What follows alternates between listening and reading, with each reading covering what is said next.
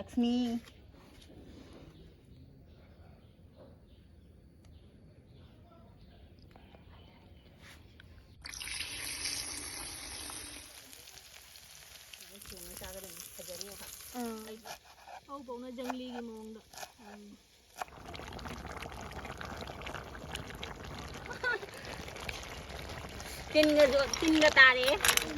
One of the best tharoi thongba. Hello everyone, welcome back to my YouTube channel. The my ngasi video sidi yamna anoba mong ama oirane ba.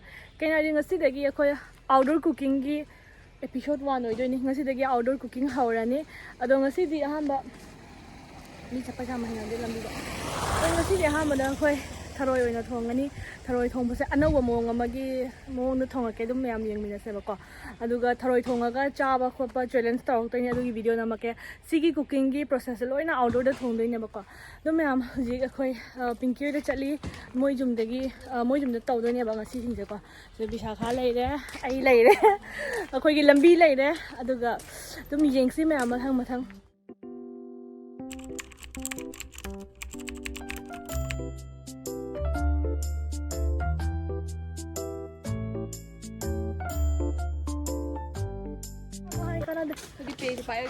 Oh, I pura ke khala ka ini ne samkare ipha pha nungsa jai jai na chak thong do ni adugi mahau do kai hai ni jam hawi yeng sing asi na han bani akhoi mathang outdoor cooking gi series me am hapchara ni ngasi degi anau mong ama do me amai gi channel do subscribe to view nungai ba video hapak tro bani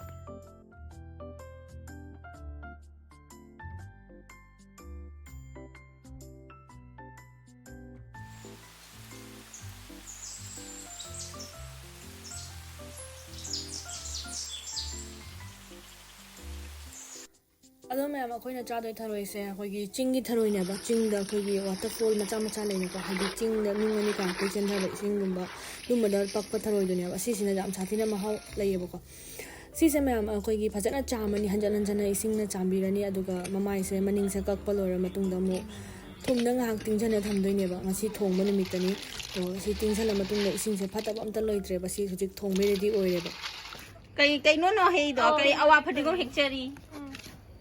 Awa phadigo. Ai am sangoi da. Sanjo ma te wal. Awa phadigo alai bam punam le do moi da wai khucha bai thambire bai na moi hoi do. Noi hey no sa du sa. Nang jaw do noi kai. Ta ni. Dak ni ba hey di pura free ni. Tuition su leite. Ai na he di ai khuyek phattabani ba. Heu dana. Ai yam use tau de. Akoi thoina ne jien thongba da ta ni. He pura chali ba. Oh, jenam gi ne. Kai no len na ma pura ke. Bugut dikara thaksi. Si kariya mayang ba. Mayang ton. Manipur di moi mayang ton hai. Akhoi na di mayang ba hai ko. Nang hol am ka hai ro. Manipur di mayang ton hai do akhoi di mayang ba hai. Akhoi na hai ba sum hai jara ge. Mayang ba. Khang de ai Manipur da mayang ton ko hai ai sing asi da khang ni. Ai di vlog yang man na khangi ni su Manipur gi vlog yang man ba ki. Asi ta khang. Digo mayang ba phajana chamdoni. Duga siga thong doi ni akhoi. Siga su jai. Duga gas mut kredi. Musit na. Siga da su planning le me ni ba. Duga siga da nong chu ba gi chot le.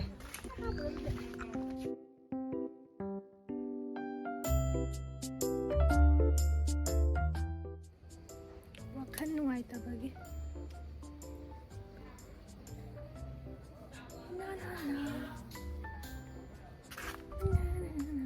Ai di puzari ni ai kem to zaroi. Ai just thong doi ba. Zugali me amna dum tau hi ni thaba.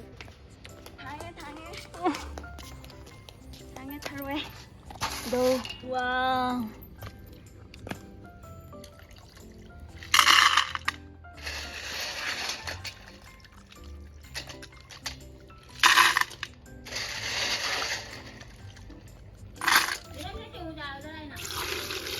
Ai ude.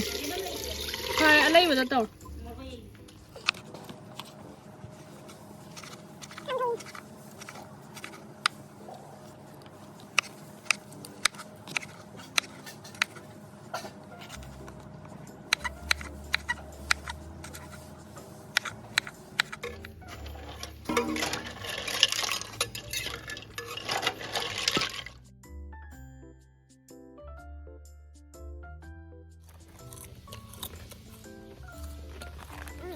Apa?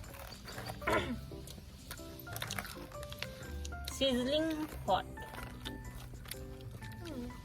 Enggak. Ching này udah deh, Bo. Ching thang rồi thôi, garam pa ka ni game sanari. Ado ngasigi machalsingse leira khamin simbi ka tilhau chanam aduga moro akangba mayangba awa phadigom aduga mayam sigi hinjang khuthong se ahanjing adi pamdong mande ko dum akoina thaina dagi charak ba thawai khuthong dudi dum chamna yenam na tora chaina do ngasi akoina dum ano ba recipe do dum try tawning bai ko se tonga se phajana lawre khoi sondana dum tonga hai se ngari se ko puthi ngari se adugi phajana lawthoga ko horen sina mix tawdoini hinjang mahi da hapada do hinjang mahi gi damta alu futpa se leire sida maroi marang pura ma hapchalang hang thitlaga thamgre se ba yangang hape duga coriander powder jeera powder garam masala dogi morok asuba angna apa madum hapa yani ba ko do tasengna masala dam hapa di hauroi tharoi gi magi flavor ang khaklei be do masala do na yamna tusan gadi hauroi ba ko duga ngasai gi logi bangari do hape duga ising kara hapaga thila thamani do ngasi khoi cha do se mahi di yam yahol roi ko dum tharoi ngata chup si hana haina banina do hinjang mahi di yam haparoi do hinjang mahi chani ngadi dum khara hen na hapiu ba ko aduga tharoi phutna loiba tharoi do khanga sabada phajana ngauthoni hana siga mai mahi thoi sing se mahi se chupsan ribo kangna ngawrni ko tharoi se natadi amu hawoi do ni ba ko ado mahi chupsan ba sing se loina kangna ba ngauthoni tharoi se asi loiraga amu ngasai gi aina masala semgi bado hinjang mahi do adugai duga tharoi se hapchalaga ngahak thitla thamdeni ba ko yam kuina budi nate dum maroi marang ngawri ngai da sisum thammani magi mahi do manung phajana changna ba absorb oina ba ko sini mayam ko hinjang mahi yam haproi ado dum tharoi ngata chadoine ngasi se ado hojik tharoi thongmagi mu haurase thau khara hama hapchalle aduga sida hamada chanam asuba khara yairani chanam asuba tilhau yenam moro tespata so hapige kauthore tespata chanam hape ko chum si se kitang hana ngawre chanam dina manam kan marina si han thadai ai gidi aduga dum mina chanam kon thada basu lei manam hena kana chaning bagi to ina chanam se phajana sok to ba mundraga di ai hinjang do hena deba ko and hojik tilhau chop to bodo hape do tilhau sam kup na chop to de ko dum saroi thongmai na ka sukai de pauna soirasu chamane ba ko adu mathang maroi singse hapaga phajana munna ngaurani ba ko do siga isin khitang hapaga magi gravy siga sai tharoi thongbodo thada doini to moro kang mase ina ahamada hapada do kauna dum sida dum hap khre ba ko lang baga adu mayam ngasigi koi gi outdoor cooking gi recipe se sorry episode se kamai to ge do mayam comment to biramo mathang da su sumaina video se maura antra se ma kanura ati amu hana se manura so mayam na dum hai biramo ko ahan marina soi gi ba ka yar so na piu do koi na khan ba du gi kitang tayona re ko adu boy so dum nau na outdoor cooking se taw khalak panina mayam adum yeng biu ko mathang hena phajana namangam na ba so koi tarokani do singong na khoi khamena sinbi se hape ko khamena sinbi sina hena how thok to ni haidi thak ka law do ko mai hai ni flavor do how e ko do ma'am asigi tharoi thong se kamai na sumaina chage adu su habi ram ko ma'am to sil matung da awa phadigom se ke awa phadigom se hena kupna ka pa do ina pam de tharoi thong magi oina kitang mana oina takhot na lebo do chaba do horen chupa da phangba da hawba and mayang ba hapa se hawi tharoi thong ba da si se anobani ko ai anobani haidi ai khoi yum da kya thaina dagi jarak pasuna te aina hapa ga yenge pani rom da hawbani na mayang ba se tharoi thong ba da so hawne na khala try taw ba dagi dum hawdo ki ba do oi khre ko dulorga si gravy do mule ising kitang hapa ga phajana gravy se shema si ko ma'am to sumaina oire khara munjhale tomato se loina haidi toitha khre ko loina mahi do on khre si matung da ngasai gi tharoi thina thamgi ba mahi adoidi si se hapani tharoi ga duga sauba ya ba sawhala se nga ha phajana manung de absorb oina bo munna ba mahi se munna ba ko do mahi se likna ha ba su sauba do mundradi amu hawroi de ne haidi nganam thumnam ba ai gi taste ki matung ina thum thak chare adum tharoi gi quantity hinjang gi quantity gi matung ina thum da pasamna alu ba thaba ma orame hana de do hojiki dum khara confidence lai do mulaka daure ai gi hinjang si su ko adum saure pitik saure ase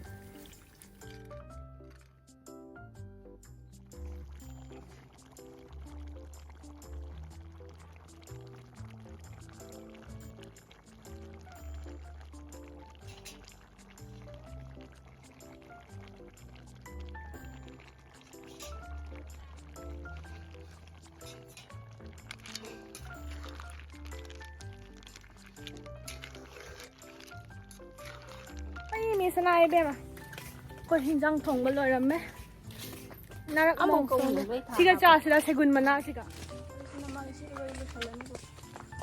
เฮ้ย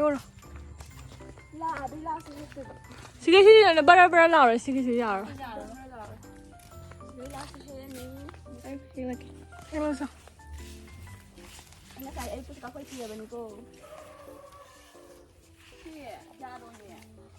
손기도 잘 오더라.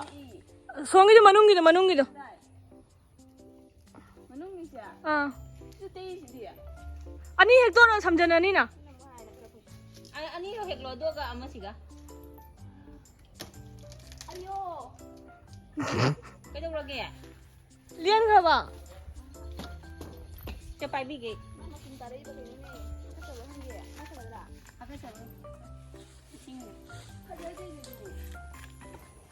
그래서 계속 가야 돼 무슨 낭이래 파자보다 돈 심는 자 아니 저 빨리 시리. 야니 땀새 갈라 몰라 마또는 그냥 가 로레나 오 사와나 로레나 비디오 옹기도 맞다 깜깜 뭐야 아까 우지 타로이 세 줍타라 타로이가 딱 짜도 있니 시세 그냥 떠로이 봐 아두나니 비디오 옹기 짝자로이 맞아 버시나니 사포트 비와이 사포트 비와이 사포트 비와이 그래 thùng bao lâu rồi thôi người ta cho tôi này chắc bây giờ challenge sau rồi này challenge thôi khai tới yam là chụp mình được ba listing mà phẳng đôi này ngasi ngasi này là bị thằng ăn phẳng bao đấy đục lào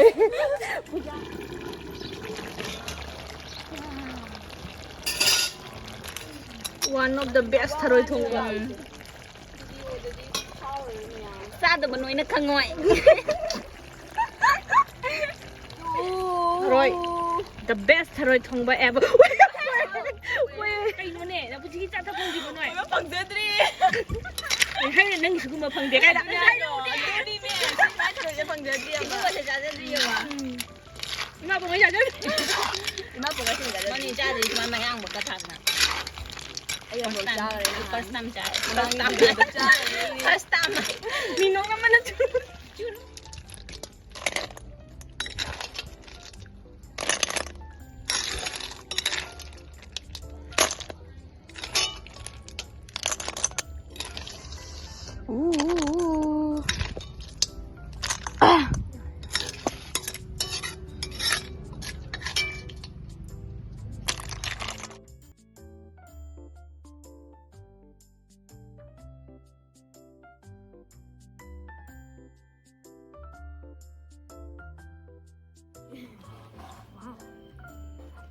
sorry 한번 유튜브 잘 돼요 cái 유튜브 잘 돼요 분리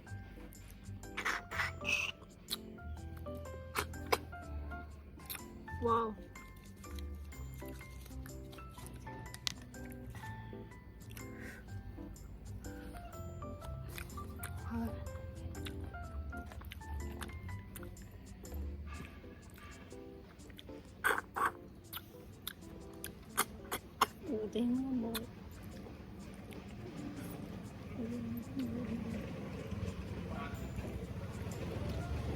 Hoa mà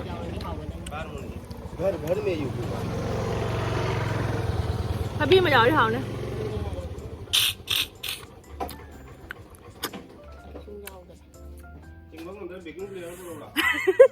Wow, mai sẽ chào nhá chúng trả lời cái ra đây nè ôi anh chị này đấy